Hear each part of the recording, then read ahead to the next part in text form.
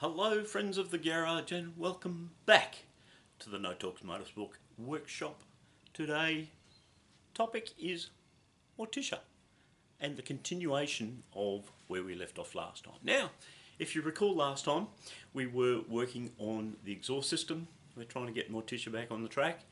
Halfway through working on the exhaust system, what happens? The welder gives up the ghost. Unbelievable.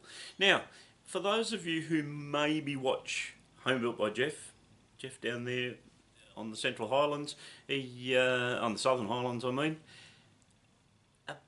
approximately the time he was sponsored by Weld Class, I went out and bought a welder, probably just prior, and I'd never heard of this Weld Class and I was really concerned, but it seemed like good value when I bought this Weld Class welder. Now the reason why Jeff promotes Weld Class, even though they probably give him a little bit for it, is that their backup is second to none.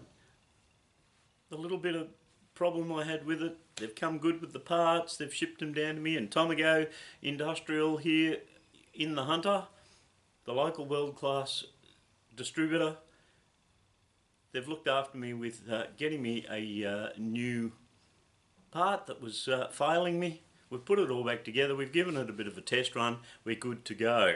So today we're going to continue on with this exhaust system.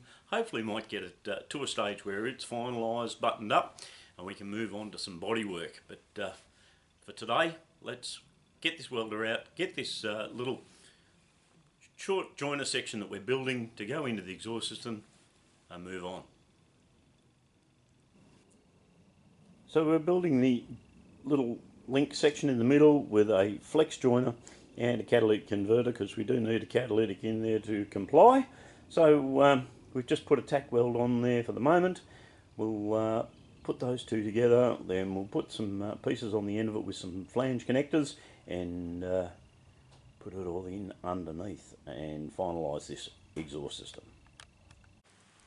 Now just as I'm going along building this joiner pipe, I've got to give a real big shout out to these guys. They're down there on the Central Coast, not far from Gosford.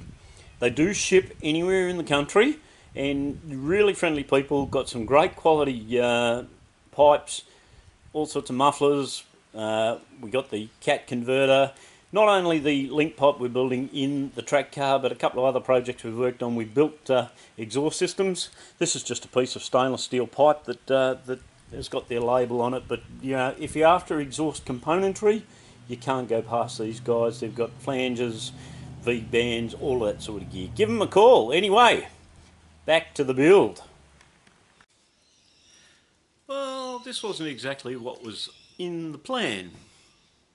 Doing a little bit of grinding on some exhaust pipe, making up that joiner link pipe, and we got a little bit of a steel fragment in the eye. We were wearing the safety gear, but it still managed to get around into the eye. 8.5 hours later in the emergency department of the hospital. Wasn't a fun night, friends of the garage. Anyway, we'll be back at it very soon.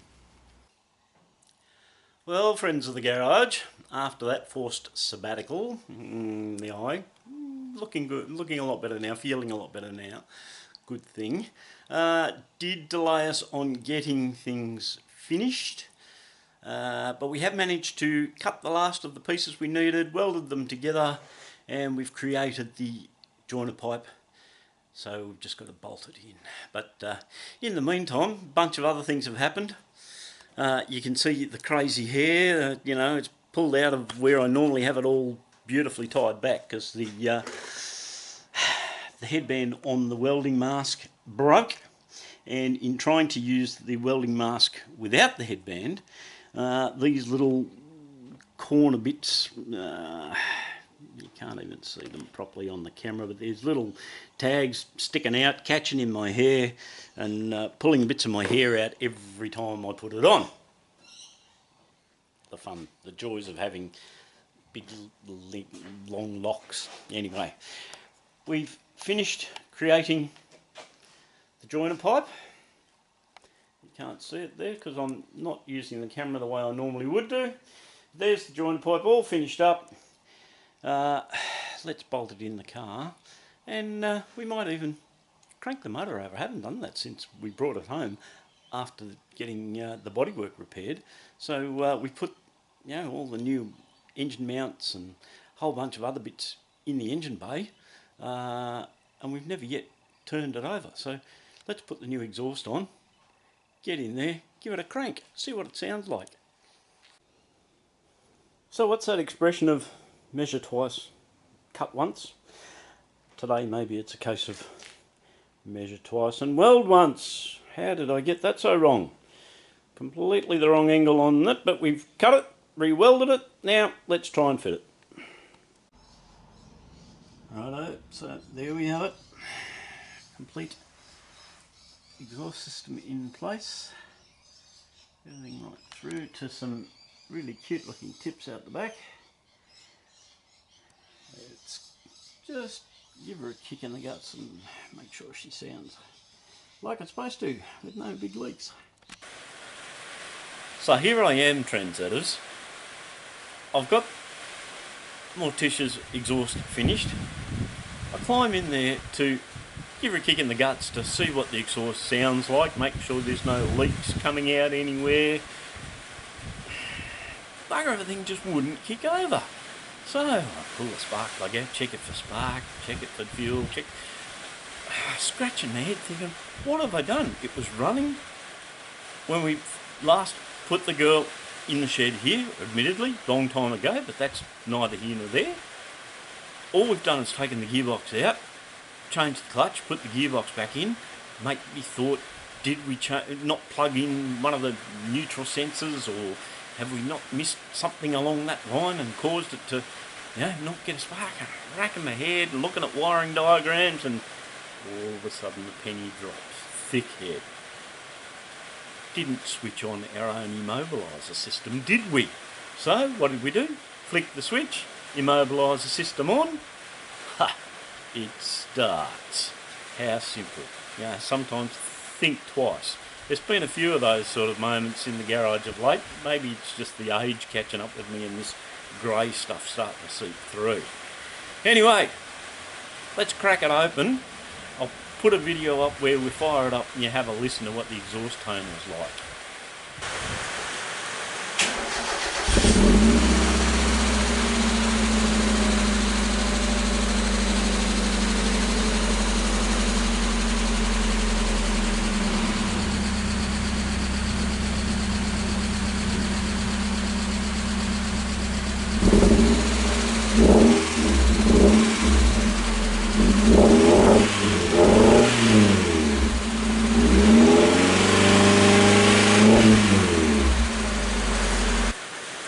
Well, friends of the garage, it's gone from filthy hot to, as you can hear, absolutely chucking it down with rain. So bad that even the lens of the camera has gone a bit all foggy and, got a bit of moisture in there or something in there. But anyway, the exhaust, she started. Engine hasn't run for a little while because we've been so long dealing with so many other projects that this thing's been neglected, but a little bit of a misfire in there. Think it's only a tuning issue, won't be a matter, but have a look how nice that exhaust sounds. We've got the pipes all finished, they're all in place, sounds pretty trick. Very happy with the end result of the exhaust. So, time to move on, next project. Let's clean up a few things in the engine bay. Well, thrill seekers, it's certainly been one of those days in the garage. If you're as old as me, you probably remember an old ad that said, "This goes with that at Suzanne." Well, today, instead of "this goes with that," it was a case of "this causes that," which created that, which ended up forcing that, right here with Morticia, not Suzanne. Anyway, I'll explain a little bit what I mean. We got the exhaust finished. You know about the hassle with not turning the switches on that we should have turned on to get it going, but we did that, so that's all right. But we decided that we'd tidy up the engine bay a little bit. So in doing that, we thought we'd install a catch can. Well, over there's the catch can, and installing the catch can meant, well, initially, where do we find space in the engine bay of an NAMX5 to put a catch can at that size. That was a trick in itself. We decided over here was going to be a good spot for it. Of course, nestled in this little pocket here previously was the windscreen washer bottle. Now, this being still a road registered vehicle, there are certain obligations we're required to have for registration. Windscreen washer bottle is one of them. So we had to relocate the windscreen washer from this little corner. Now, the boys down there at MX5 Mania, they do this little number over here. Beautiful little relocation of the windscreen washer bottle. Nicely engineered little brackets that go into some points already built into the chassis of the firewall. Great little number, installed beautifully. Love that piece. Thanks very much down there, guys, at MX5 Mania. So if you've got an MX5, there they are.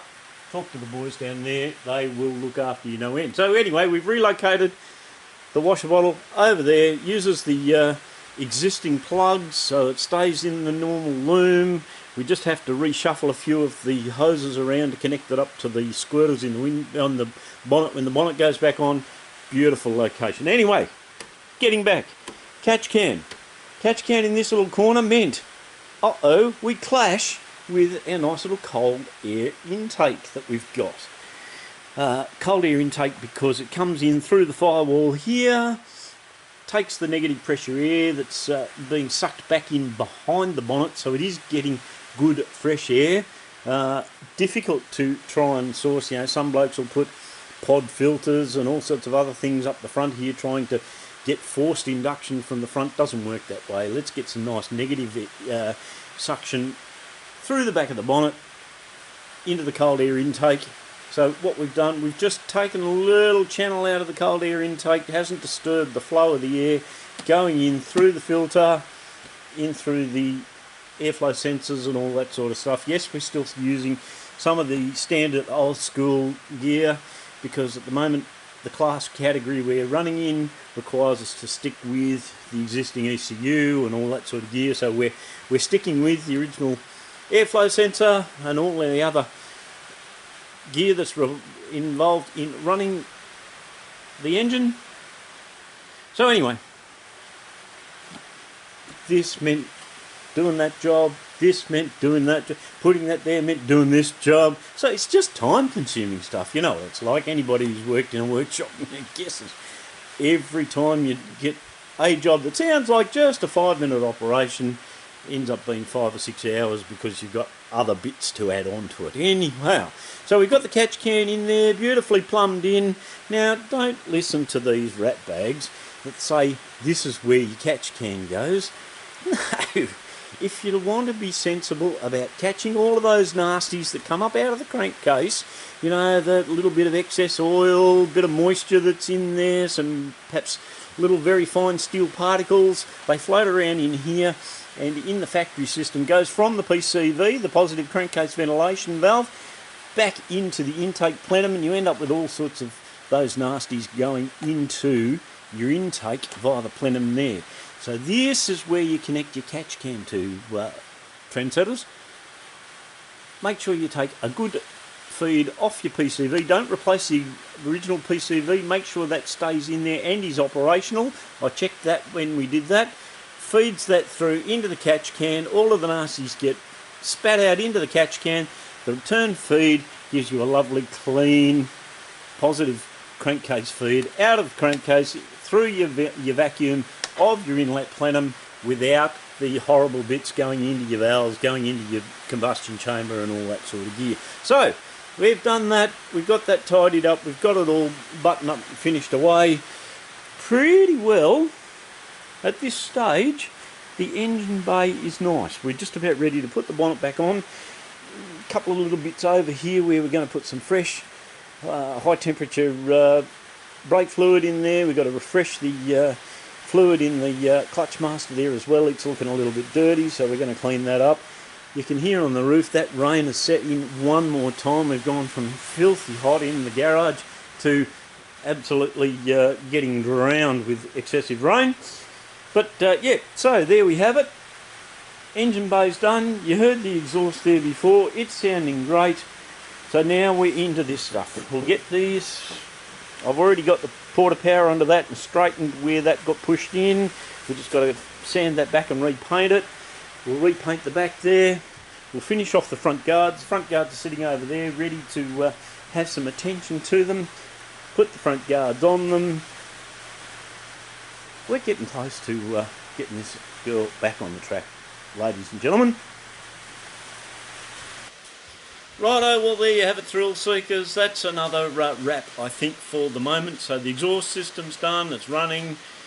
Yeah, the engine's got a little bit of a miss, but we'll get to that. I think it's just a long time running thing. Once she warms up properly, clears up, that'll go away. We've buttoned up some of those little bits and pieces in the engine bay. Got the catch can in there. We've got that all modified and the inlet looking okay, so that's all fine. We're going to start putting a few things back together right now. I think the next step is going to be bodywork. Now, I'm not a bodywork specialist, so this is going to be interesting, a bit of a test of what I can teach myself, but that's going to be the next one. Thanks very much for watching yet again, and Ripper, come back to us on the next one.